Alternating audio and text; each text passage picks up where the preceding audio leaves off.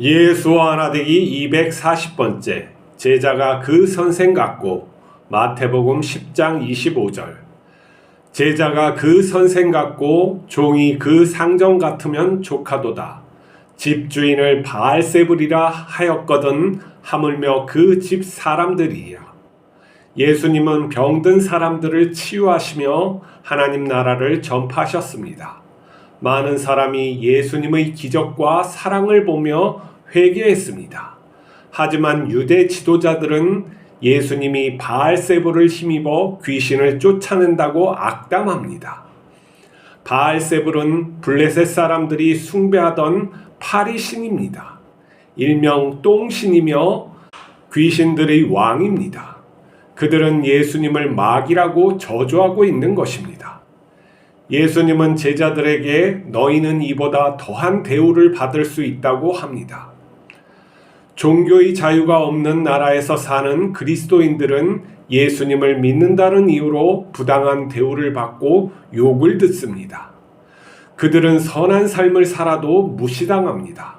하지만 그들은 세상 사람들과 다투지 않습니다. 예수님께서 그렇게 사셨기 때문에 따르는 것입니다. 우리는 예수님을 부인하는 사람들과 다투지 말아야 합니다. 우리가 그들과 논쟁하여 이겨도 도움이 되지 않습니다. 우리가 세상 사람들에게 화내면 마귀만 좋아합니다. 우리가 분노하면 사람들은 예수님을 보지 못합니다. 예수님도 죄인들에게 수없이 욕을 들었다는 것을 기억하며 참고 인내해야 합니다. 하나님은 우리가 부당한 대우를 받는 것을 보고만 있지 않습니다. 그들이 회개하지 않으면 행위대로 심판하십니다. 우리가 하나님 나라를 전하다가 고난을 받으면 즐거워해야 합니다. 우리의 이름이 하늘나라 생명책에 있는 것입니다. 우리는 예수님을 닮은 하나님의 자녀입니다. 예수님처럼 죽어가는 생명을 살리는 일을 하는 것입니다. 제자가 성장하여 선생님 같으면 그 선생님은 제자를 보며 참으로 기뻐하십니다. 예수님을 믿을 때 우리는 무엇 때문에 믿는가 이것을 돌아봐야 합니다. 대부분 우리가 구원받기 위해서 아니면 천국에 가기 위해서 믿는다고 생각을 할 것입니다. 근데 예수님은 물론 구원받고 천국 가는 건 당연한 거죠. 근데 예수님께서 이 땅에 오셔서 사람들을 맨 처음에 부르신 것은 너는 나를 따르라 하는 제자들을 향한 부름이었죠. 제자도라고 하죠. 그러니까 우리가 예수님을 따르는 목적은 천국에 가고 또 하나님의 자녀로 구원받는 그 목적이 있을지라도 우리가 예수님을 따라갈 때는 제자로서의 삶을 살아야 되는 거예요. 근데 예수님께서 사역을 하실 때 많은 반대자들이 있었어요. 그러니까 유대 지도자도 있었고 또 로마가 지배를 하고 있었으니까 로마 그런 권력들이 예수님을 또한 반대한 것이죠. 그러니까 세상 나라에서 예수님을 볼 때는 혁명을 일으키려고 하는 자로 볼 수가 있는 거예요.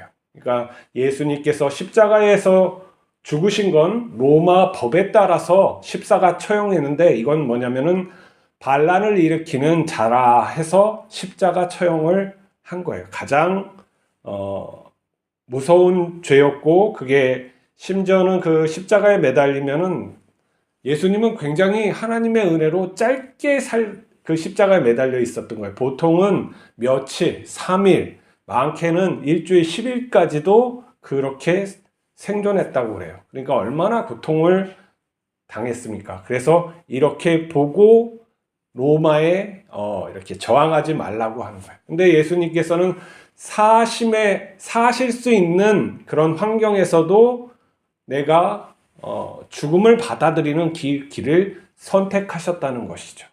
근데 그 모든 것이 제자의 길이에요. 우리가 죽음을 무서워하는 어떠한 이 천국 가기 위해서 가는 것이 아니라 예수님을 똑바로 보지 못하면은 그 길을 회피하려고 하는 생각이 더 많다는 것이죠. 또 오늘 본문에 보면은 이 바리새인들과 유대 종교 지도자들한테 바알세불의 힘을 입어 이렇게 하는 거죠. 바알세불은 그 이방 종교의 신이죠. 블레셋이 믿었던 그 파리 신인데 왜 그들이 믿었을까 생각해 보면 그것도 부활의 의미가 있는 거예요. 어떻게 해요? 구더기가 뭐래요? 파리로 변신해서 부활하잖아요. 이런 게 다 부활 사상에 그런 것들이 있는 것이죠. 근데 이제 그런 어떤 형상을 갖고 이렇게 그 숭배하던, 그래서 그게 귀신이다 하는 거죠. 너 이방 종교의 그런 것을 어디 가져와 가지고 이렇게 하느냐, 너 이렇게 막 치료하고 뭐 이런 기적을 베푸는 것도 이게 다 마귀가 하는 거다 하는 것이죠. 하나님은 그런 방법으로 역사하지 않는다. 어거지를 씌우는 거예요. 근데 예수님께서는 이 제자들에게 너희도 이런 대우를 받을 수 있다. 아니, 주인에게 이러한 대우를 했으니 너희들 하인, 그러니까 이런 하인은 더 그럴 수가 있다는 것을 미리 제자들에게 경고하신 것이죠. 이것은 신약 시대에 살아가던 그 그리스도인들이 천대받은 그런 모습을 그대로 예언하신 거라고 예언하신 것이죠. 또 제자들이 선생 같고 종이 상종 같으면 하는 이 말씀을 근데 먼저 하셨어요. 예수님께서 제자들이 선생 같고 하는 것은 뭐냐면은 우리가 선생님으로서 따르는 예수님, 따르는 이 삶에서 우리의 최종 목표는 하나님께서 원하시는 거. 그러니까 예수님께서 원하시는 것은 우리만큼 성장하기를 원하시는 거죠. 그래서 동고동락하는 거예요. 그러니까 예수님을 믿는 사람들은 예수님을 따르는 것이고, 그 따르는 최종적인 목적은 예수님과 같은 삶을 살게 하기 위한 거예요. 그러니까 우리가 이 삶을 살아가는 거에서 생명을 살리는 삶을 살고 있는 거나 마찬가지죠. 우리가 어떠한 일을 하건 예수님처럼 복음을 직접적인 사역자가 되어서 복음을 전파하는 그런 일뿐만 아니라 공장에서 일을 하건 유치원에서 일을 하건 어떠한 것이든지 사람을 살리는 복음을 통해서 복음적인 삶을 통해서 사람을 살리는 그 일을 하고 있다는 거예요. 그렇기 때문에 예수님을 따르는 삶을 어떻게 살 것인가가 나의 당면한 내 삶의 현장, 일터뿐만 아니라 가정에서 그 모습이 드러나야 된다는 것이죠. 근데 이게 억지로 하는 게 아니에요. 착하다고 되는 게 아니라는 거죠. 우리가 착각하는 것이 어떠한 회사에서 일을 한다고 칩시다. 근데 고약한 상사가 있어요. 그 말을 갖다 조아리고 맞습니다. 내가 손해보고 저 상사를 위해서 살아야지. 이러한 것이 예수님께서 말씀하신 그 복음적인 삶이 아니라는 거예요. 왜 그러냐면 그렇게다가 친다면은 종교 지도자들 앞에서 대제사장 앞에서 머리를 조아리고 또 로마의 그런 권력 앞에서 빌라도 앞에서 고개를 조아려야 된다는 거예요. 근데 예수님은 절대 그런 모습을 보인 적이 없어요. 당당하게 하나님만을 바라보고 올바로 사신 거예요. 말씀대로 사신 것이지 누구 앞에서 착하게 살아야 된다는 그런 강박, 어쩌면은 그 권력에 조아려야 된다, 목사를 떠받쳐야 된다, 이러한 강박에 시달려서 사는 게 아니라는 것이죠.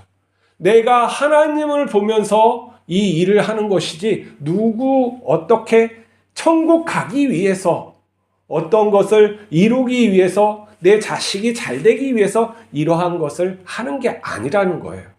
하나님은 우리를 예수 그리스도 닮은 하나님의 자녀로 창조하려고 부르시는 것이지 어떠한 것을 행하기 위해서, 신이 좋아하는 것을 행하기 위해서 우리를 부르신 게 아니라는 거죠.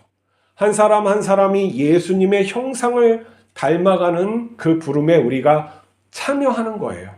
근데 내 마음에서 그것을 깨닫지 못하고 어떠한 종교적인 패턴을 배우거나 아니면은 착하게 사는 것이 하나님의 뜻대로 사는 것인 줄 착각하는 것이죠. 그래서 매 순간마다 내 상사를 대할 때 아니면 내가 아이들을 대할 때, 아니면 내가 가족을 대할 때 예수님처럼 하나님이 보고 있다는 것을 염두에 두고 행해야 되는 거예요. 내가 그 의식이 활발하게 진행되지 않으면 내가 하나님 앞에서 살아가는 것이 아니라는 거예요. 자, 요셉이 그 집주인의 아내한테 유혹을 받았을 때 그의 생각에는 뭐가 있어요? 지금 하나님이 나를 보고 계시는데 내가 이렇게 하면 안 되지. 그거 누가 몰래 하는데 이걸 누가 알겠어? 이렇게 하는 게 아니에요. 내 마음속을 하나님이 보고 계시다. 내 앞에 하나님이 계시다는 생각을 가지고 내가 하나님께 올바로 서야지 하는 마음으로 판단하는 것이죠. 그럼 그러한 것들이 내 생활 습관에 젖어 있지 않으면 예수님의 제자라고 하기엔 너무 어렵다는 거예요. 왜냐하면 우리는 예수님을 닮아가는 거고 예수님을 보니까 항상 아버지께 먼저 기도하고 생각하고 아버지 중심으로 선택을 하시고 사시더라는 거예요. 그러면 우리가 그렇게 살고 있는지 우리 자신을 돌아봐야 돼요.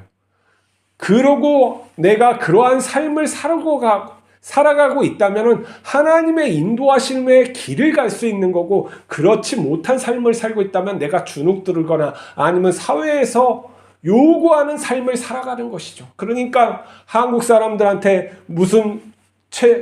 첫 번째 순위가 뭐라 그랬어요? 풍요함. 그러니까 돈 아니에요?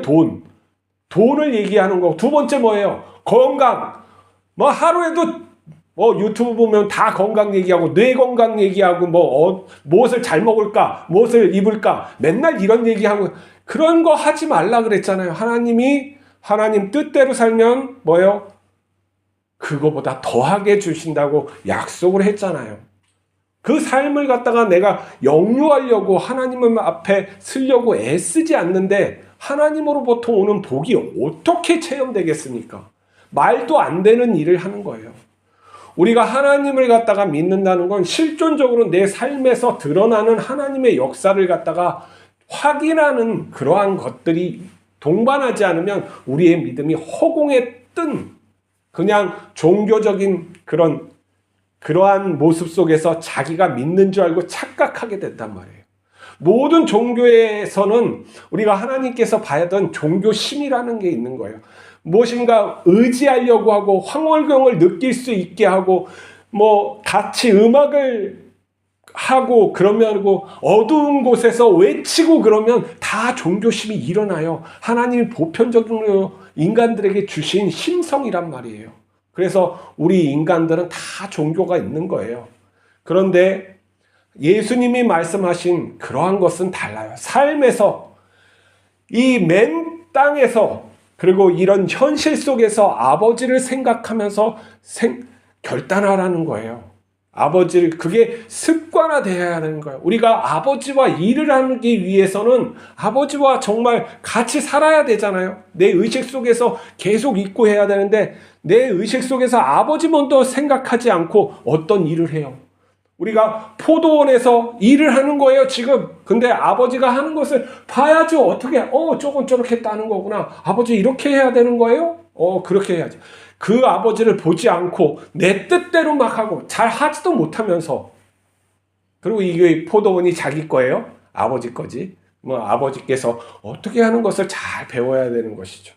우리가 예수님께 붙어 있다는 건 무엇이냐면 예수님을 나의 중심으로 보고 정말 내 형상으로 보고 그것을 따라가려고 하는 애씀이 있어야 되는 거예요. 그게 아버지와 우리와 예수님과 다 연합하여서 하나 되었다는 거예요. 그게 하나님 나라이고 그게 천국의 삶이에요. 내 마음속에 그러한 것들을 지향하고 내가 습관적으로 그것이 되어 있지 않으면은, 그 길로 가지 않으면 내가 예수님을, 교회를 암만 다녀도 예수님의 제자라고 할 수가 없는 것이죠. 그렇게 가르쳐줘도 되지 않는다. 아니면 교회가 그것을 가르쳐주지 않고 있는 것이죠. 아니면 하는 것과 내가 생활하는 것이 자꾸 다른 소리에 귀를 기울여서 그 목소리에 하나님의 세미한 음성을 듣지 못하는 것이죠. 우리가 정말 하나님의 신성의 하나님께서는 자신의 신성에 이르기를 위해서 사람을 갖다가 거듭나게 하신 거예요. 우리가 거듭났단 말이에요. 다시 태어났다는 것이죠. 그러면 그 신성에 맞게, 우리가 거듭난 자의 신성에 맞게 살아가는 게 맞는 거예요. 우리가 무엇인가 판단하는 모든 것들이 내가 그 하나님과의 밀접한 관계가 있지 않으면 그것이 무엇인지 깨닫지 못하는 거예요. 그리고 뭐 세상 사람들의, 아니면 세상의 눌, 아니면 이 인간의 못한 욕망에 휘둘려서 그게 하나님의 것인지 아닌 것인지 분간 못하다가 살다 죽는 것이죠. 우리가 다른 사람이, 우리가 온전히 살 때 정말 마귀의 공격이 있는 거고 다른 사람들의 공격이 있는 거예요. 우리가 칭찬받는 것을 좋아할 필요가 없는 거예요. 정말 믿는 사람들은 칭찬받는, 사람에게 칭찬받고 뭐 세상에서 뭐 상 주고 이런 거에 관심을 가지면 안 돼요. 아니면 그게 나에게 독이 될 수 있구나, 내가 그러한 존재로 떨어질 수 있구나 위험해서 그 상을 갖다가 차라리 버리는 것이 낫죠. 그러한 소리를 경각심으로 생각하고 내가 하나님으로부터 오는 기쁨, 하나님으로부터 오는 칭찬을 드리려고 해야 되는 것이요. 그래서 예수님께서는 뭡니까? 하나님의 말씀을 직접 듣는 거예요. 이는 내 기뻐하는 자라. 이는 내가 사랑하는 아들이라. 이런 말씀을 듣는 거예요. 우리 또한 그런 말씀을 들을 수가 있어요. 하나님의 자녀이기 때문에. 근데 우리가 그렇게 살지 못하고 예수님을 따라가지 못하면 그런 말씀이 어떻게 들리겠습니까? 그러니까 그런 말씀이 들리지 않으니까 이게 진짜인가 아닌지 구분 못하고 저 세상의 기쁨을 자꾸 쫓아가려고 하는 허무함 속에 빠지는 것이죠. 우리 그러한 삶을 살지 않고 하나님의 자녀답게 우리가 선생님처럼 되었으면 좋겠습니다. 오늘 그러한 마음을 가지고 또 기도하며 시작합시다. 기도하시겠습니다. 거룩하신 하나님 아버지, 우리를 거듭나게 하여 주시고 예수님의 제자 삼아 주심을 감사합니다. 우리가 진실로 예수님을 잘 따르게 하여 주시고 예수님의 생각이 충만해지게 하여 주시옵소서. 그리하여서 하나님을 알 수 있게 하여 주시고 하나님의 뜻을 우리를 통해서 또 이 땅 위에 베푸는 그러한 다리가 되게 하여 주시옵소서. 오늘도 동행하여 주시옵소서. 우리 주 예수 그리스도 이름으로 기도하옵나이다. 아멘.